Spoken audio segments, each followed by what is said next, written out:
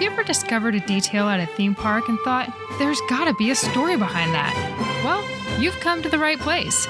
We're Amanda, Kevin, and Kim, the team behind We're in the Park, and we've spent years exploring theme parks and creating seek and find games that uncover the details that most people miss.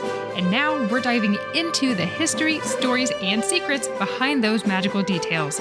So grab your curiosity, and maybe even a churro, and let's explore the parks together, one detail at a time.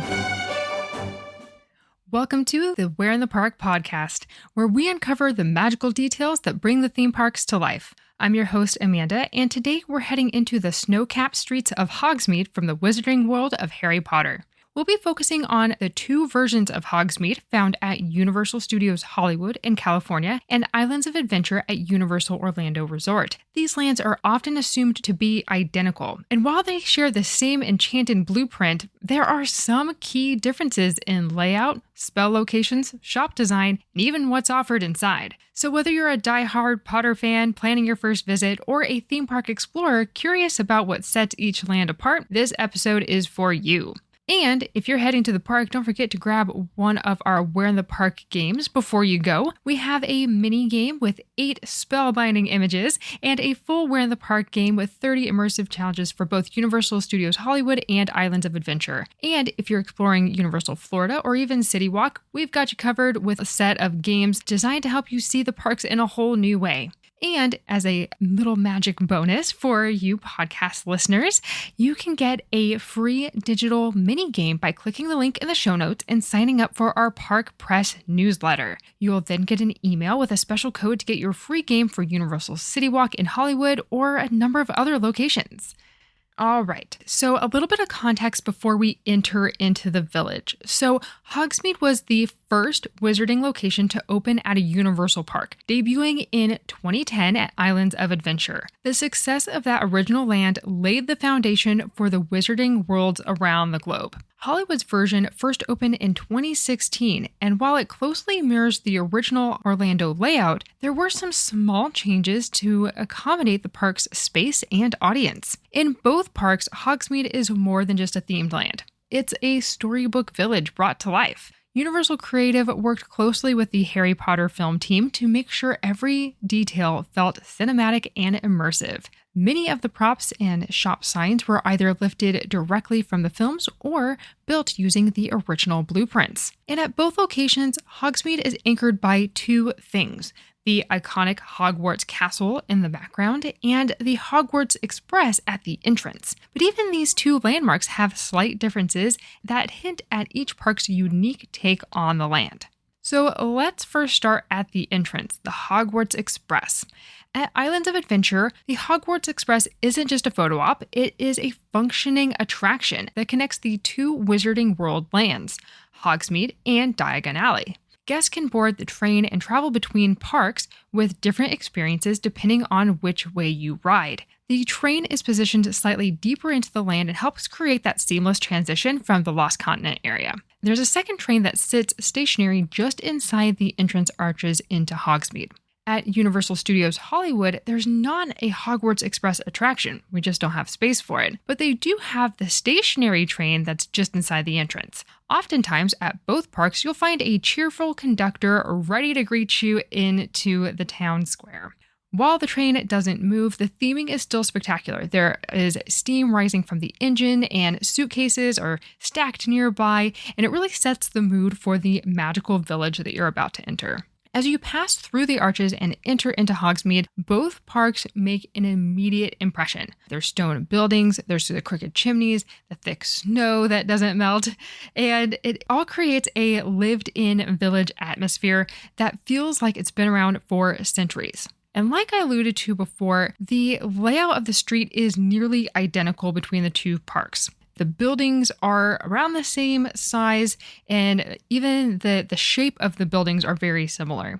But there are some differences, especially as you get to the latter part of the land. So first, I'm going to describe the main shops and facades that are in either both parks or either or. And then at the end, I'll do a quick map run through of where these locations are.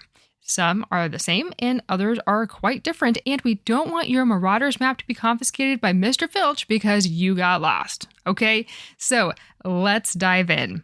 So first up is Zonko's Joke Shop and Honeydukes. Zonko's used to be a fully functioning shop. Think Weasley's Wizarding Wheezes Joke Shop in Diagon Alley. In the facade window of Zonko's, like all the other windows and shops in Hogsmeade, you will find fun Easter eggs and references in the books and movies. This one features puking pastels, extendable ears, and a moving chess set with a piece that takes the game a little too seriously. The actual joke shop is no longer, as it recently became just a facade to make room for the expansion of Honeydukes, which is a candy shop featuring chocolate frogs, Bertie Bott's every flavored beans, exploding bonbons, and more. In Universal Hollywood, their Honeydukes also includes Florian Fortescue's ice cream parlor. Diagon Alley in Universal Florida already has a Florian's, so it was not added to the Honeydukes at Islands of Adventure. Between the storefronts of Zonko's and Honeydukes, you have McHavelock's Wizarding Headgear. In Florida, this is a blue-framed 2-story facade with a metal Cornish pixie in between the stories, floating behind a cauldron. Occasionally, this cauldron will tip over to reveal a second Cornish pixie inside that just might spit water at you. Over in Hollywood, this used to be a 2-story facade as well. But with the expansion of Honeydukes, McHavelock's is now on the 2nd floor only, with the bottom window being converted into a storefront facade for Florian Fortescue's. In this window, you will now find an ice cream tower that spins to reveal a person inside, which rotates between 2 different characters with each reveal. All right, so next, both parks have the 3 Broomsticks and the Hogshead pub right next door. So the 3 Broomsticks have the same British fare menu. They have shepherd's pie, fish and chips.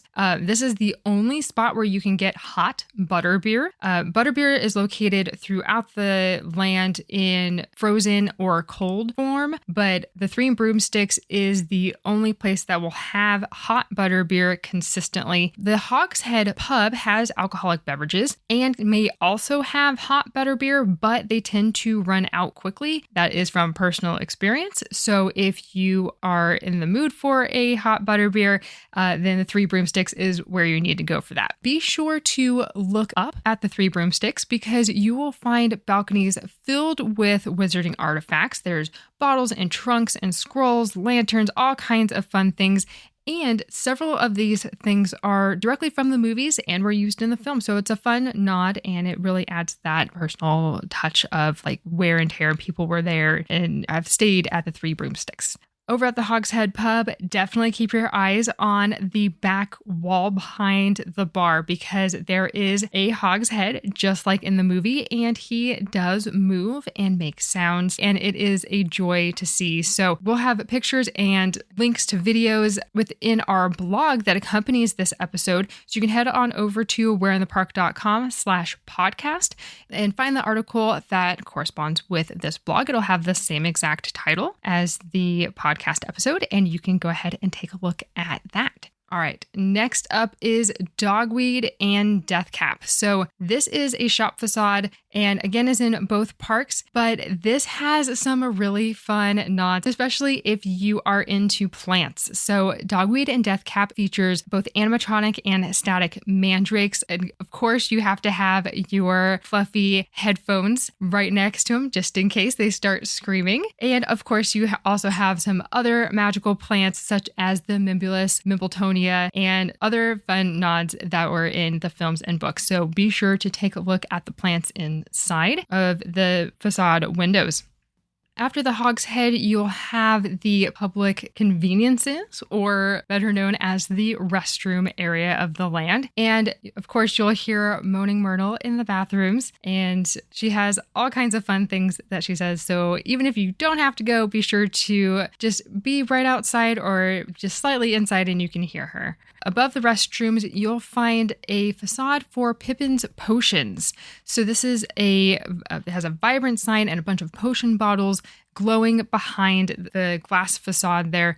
So it is purely decorative. It is just there for, I'm not even sure how you get in there. Some of these facades on the 2nd floor do have a door. that is somewhere on the first floor, but Pippin's Potions is not one of them. So unless I just missed it, if you happen to know where the entrance to Pippin's Potions might be, then definitely let me know.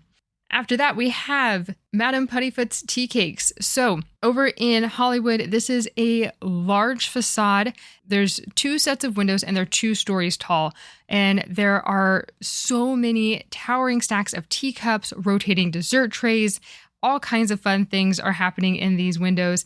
And there's a decorative sign on the door that says closed out of scones. And that's so sad because I think they should really turn this into a tea shop and not just a shop facade. But I get it. And I would love to see those scones. I'm sure they would be amazing.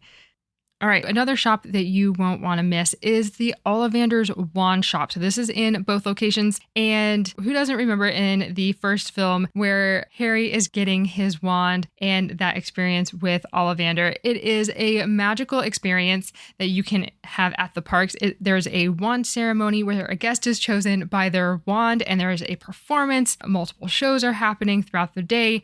And it's just a lot of fun to be in there. Even if you're not chosen, it's still fun to experience. There's some effects that happen during the show. So it's just a lot of fun. So the lines might be a little bit long and it does tend to wrap around the building, but it is a lot of fun. So if the lines are on the shorter side, be sure to stop on by.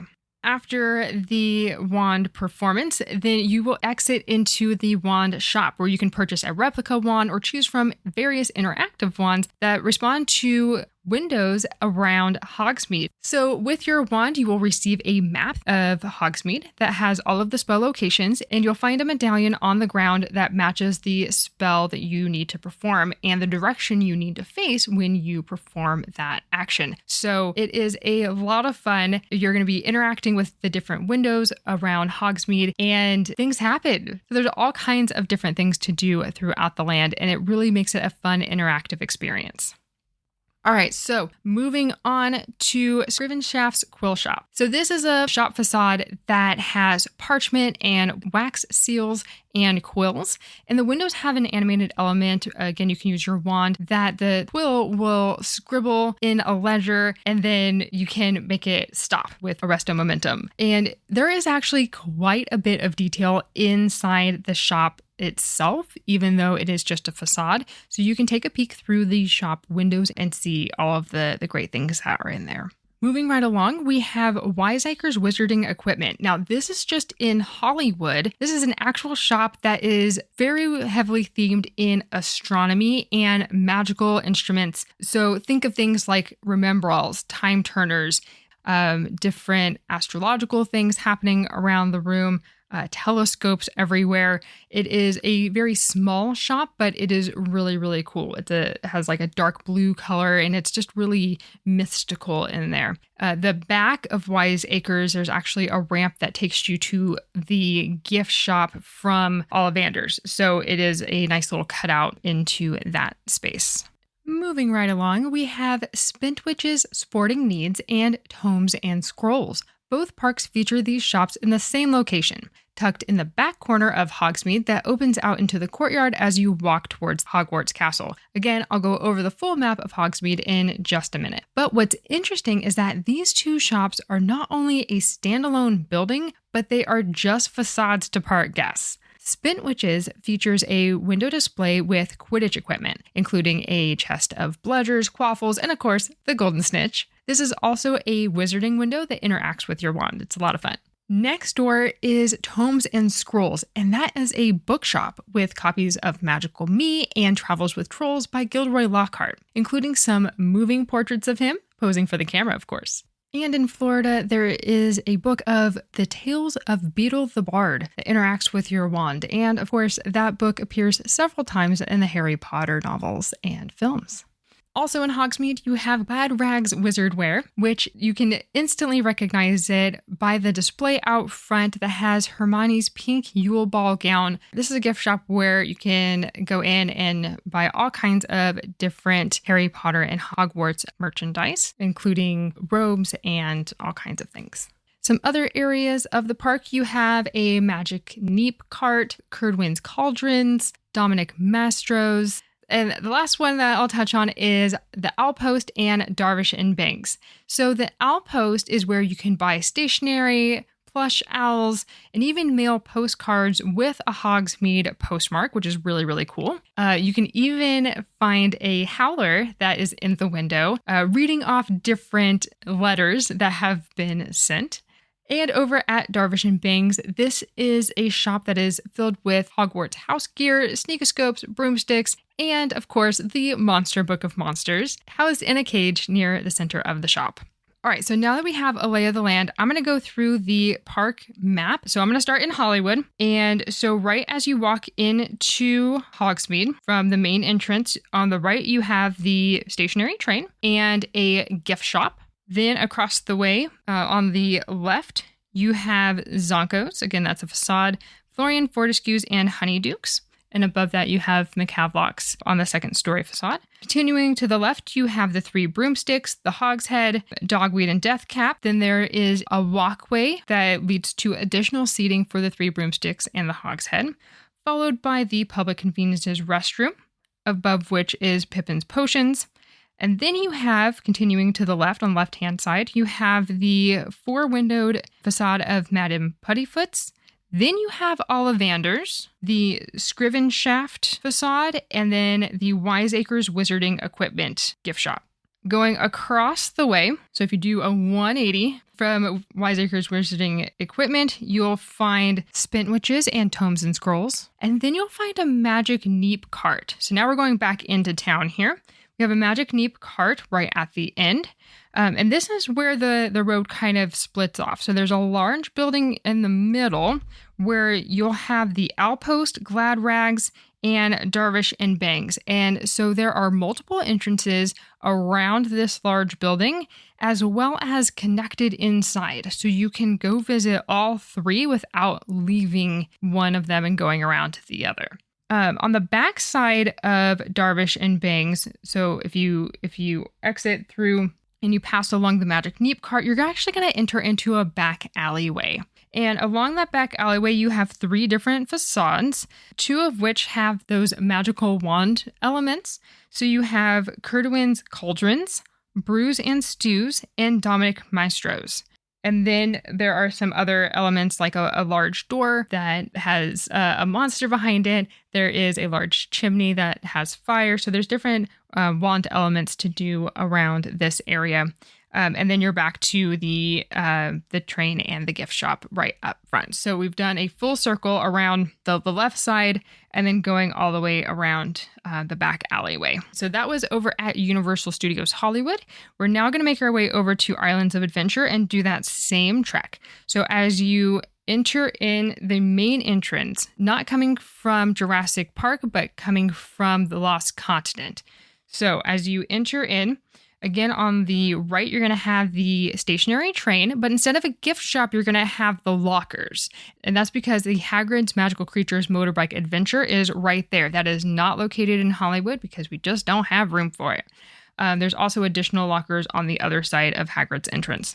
Making our way over to the left-hand side, so same thing, the exact same spot. We have Zonko's and Honeydukes, with McCavlock's being on that second story, the 3 Broomsticks, the Hogshead, and the Dogweed and Deathcap with the walkway for seating, and then the restrooms with Pippin's Potions directly above. So all of that is the same as in Hollywood. Now here's where it gets different. So instead of Madame Puttyfoot's being right after the restrooms, you're going to have Glad Rags right there instead, followed by Scrivenshaft, Madame Puttyfoot, and Curdwin's Cauldrons, all right there, with Dominic Maestros having 2 facade windows above that on the second story. Now remember, from Hollywood, this was a 1-story window along the back alley that was a wizarding window. That is not the case here. It is on the second story along the main walkway above 3 facades, that being Scrivenshaft, Madame Puttyfoot, and Curdwin's Cauldrons. After that, you have the Magic Neep, which has more of a permanent spot. It still has a cart, but it's actually on the building. Going across the way from the Magic Neep, in the same spot, you have spintwitches and tomes and scrolls. And instead of a cart that we have in Hollywood for the Magic Neep, this is where the line is for Ollivander. So that large building that I mentioned that had the Outpost, Darvish and Bangs, and Glad Rags over in Hollywood, this same layout just has Ollivanders in place of Glad Rags. So they actually have the line forming in this little alleyway instead of a Magic Neep cart. Also different here in Islands of Adventure is there's no back alleyway like we have in Hollywood. And that's because this serves as the exit for Hagrid's Magical Creatures Motorbike Adventure. So it would take you directly back to the lockers that were at the front of that attraction's line queue. So again, a lot of similarities, but there's also a ton of differences, particularly in the back half of the land. Of course, I would be remiss if we didn't talk about the other attractions that both parks feature. Harry Potter and the Forbidden Journey is located inside Hogwarts Castle, and the Flight of the Hippogriff is near Hagrid's Hut, both of which are outside of Hogsmeade. So as you pass Spintwitches and go further into the land, it turns into Hogwarts. And then Hagrid's Magical Creatures Motorbike Adventure is just at Islands of Adventure. And of course, the lines at all of these attractions have amazing storytelling. There is so much to explore, especially if you are fans of the books and the films. You will definitely find some hidden Easter eggs and details. And it is a lot of fun to go around and explore those ride queues. All right, so which Hogsmeade is better? Well, they both stand out in their own right. Orlando's version is larger and is connected to that second land, and it gives more breathing room and flexibility. But Hollywood's Hogsmeade, it packs in some more unique touches like that back alleyway, and they have some other fun elements in the shop facades and the store windows that are not present at Islands of Adventure. And that just makes it feel more charming and magical. But at the end of the day, it's not about which one is better. It's about appreciating those details that make each version magical in its own way. So thank you so much for joining me on this side-by-side journey through Hogsmeade. If you visited one or both of these lands, we would love to hear what stood out to you, if you've learned anything new, or if it gave you a deeper appreciation for these lands on your next visit. So we'd love for you to share your thoughts with us over in the We're in the Park Explorers Facebook group. It's absolutely free to join. Just scroll down to the show notes, click on that link to go answer a few quick questions, and then we will let you into the group. We have some amazing pictures and some behind the scenes content, all kinds of things that we have planned in the near future. And it's just a fun place for the community to get together and chat about our experiences and other details found around the park. So until next time, mischief managed, and we'll see you somewhere in the park. Thanks for exploring with us today. If you're ready to take your park experience to the next level, check out Where in the Park Games. They're self-paced seek and find adventures designed for you to experience the park in a whole new way. Whether you're visiting for a birthday, a family gathering, date night, or even a solo trip, you'll be searching up high and down low for the details found in the park's theming. Get ready to discover a deeper appreciation for your favorite theme park with a Where in the Park game and take 10% off your next adventure by using code PODCAST10. Which park will you explore next? Until then, we'll see you somewhere in the park.